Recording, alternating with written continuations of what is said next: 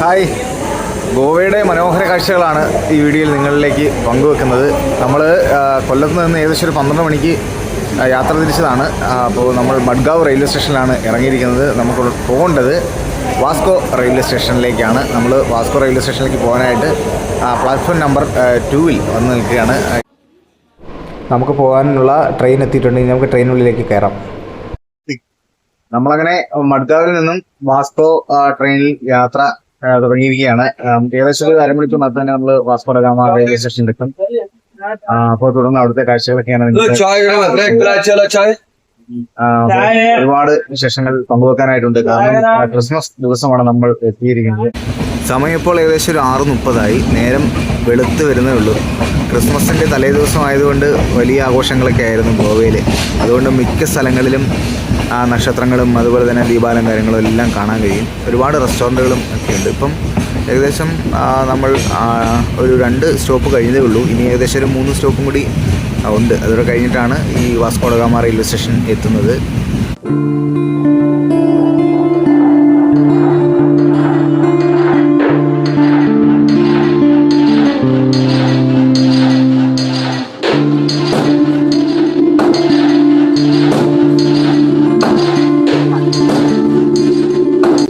നമ്മൾ Vasco da Gama railway സ്റ്റേഷനിലേക്ക് എത്തുകയാണ്. നമ്മുടെ ട്രെയിൻ അതിവേഗം തിരിച്ചു പായുകയാണ്. ഒരു 2 സ്റ്റോപ്പും കൂടെ കഴിഞ്ഞാൽ 2 റെയിൽവേ സ്റ്റേഷൻ കൂടെ പിന്നിട്ടാൽ നമുക്ക് വാസ്കോ ഡ ഗാമ റെയിൽവേ സ്റ്റേഷനിലേക്ക് എത്തും.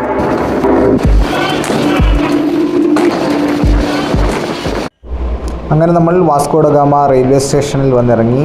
ഇനി നമുക്ക് പുറത്തേക്ക് ഇറങ്ങി കാണുന്ന മനോഹരമായൊരു ചിത്രമാണ് ഇത്. ഇവിടുത്തെ ടൂറിസവുമായി ബന്ധപ്പെട്ടുള്ളൊരു ചിത്രമായിരുന്നു. ഇതാണ് റെയിൽവേ സ്റ്റേഷൻ്റെ പുറത്തു നിന്നുള്ള ദൃശ്യം. അതിമനോഹരമായിരിക്കുന്നു. ഇനി നമുക്ക് ഇവിടെ നിന്നും ടാക്സിയോ അല്ലെങ്കിൽ ഓട്ടോറിക്ഷയോ വിളിച്ചിട്ട് വേണം നമുക്ക് റൂമിലേക്ക് പോകാൻ.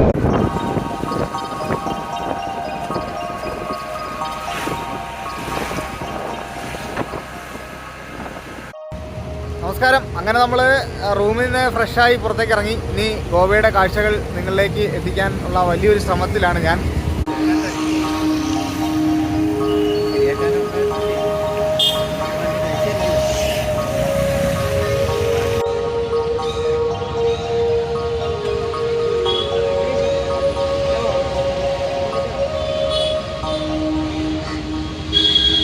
നമ്മളങ്ങനെ വീണ്ടും വാസ്കോ റെയിൽവേ സ്റ്റേഷനിലേക്ക് എത്തിയതാണ്. നമ്മൾ രാവിലെ ഇവിടെ നിന്നാണ് പോയത് കണ്ടോ. തിരിച്ച് നമ്മൾ റെയിൽവേ സ്റ്റേഷനിലേക്ക് എത്തി.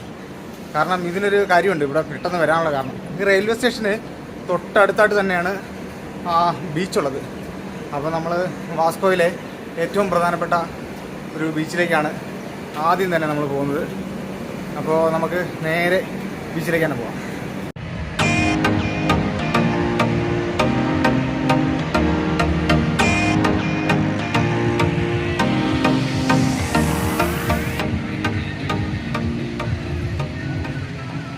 വാസ്കോയിലാണ് ഈ ഒരു ബീച്ച് ഉള്ളത്. നമുക്കറിയാമല്ലോ, നമ്മൾ രാവിലെ വന്നിറങ്ങിയത് വാസ്കോയിലാണ്.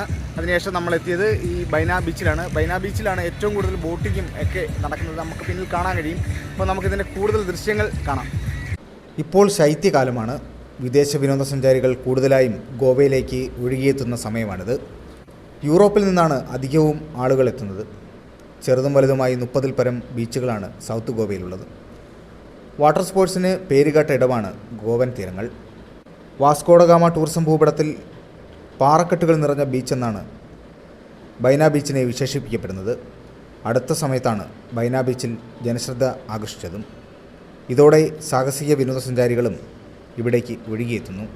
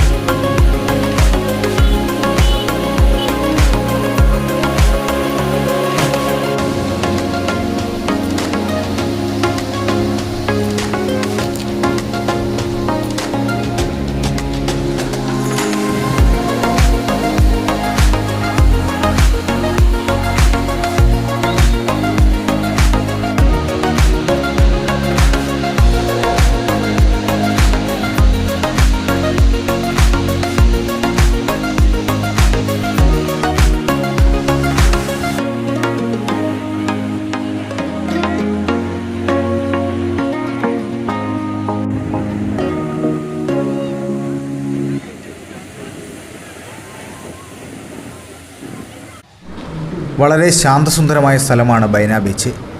റെയിൽവേ സ്റ്റേഷനിൽ നിന്നും ഏകദേശം 5 കിലോമീറ്റർ താഴെ മാത്രമേ ദൂരപരിധിയുള്ളൂ. ഇവിടെ എത്തിയാൽ സാഹസിക വിനോദസഞ്ചാരം ഉൾപ്പെടെ ആസ്വദിച്ച് മടങ്ങാം. ഈ വീഡിയോ നിങ്ങൾക്ക് ഇഷ്ടമായി എന്ന് കരുതുന്നു. മറ്റു നാടിൻ്റെ വിശേഷങ്ങളുമായി നമുക്ക് വീണ്ടും കാണാം. നന്ദി, നമസ്കാരം.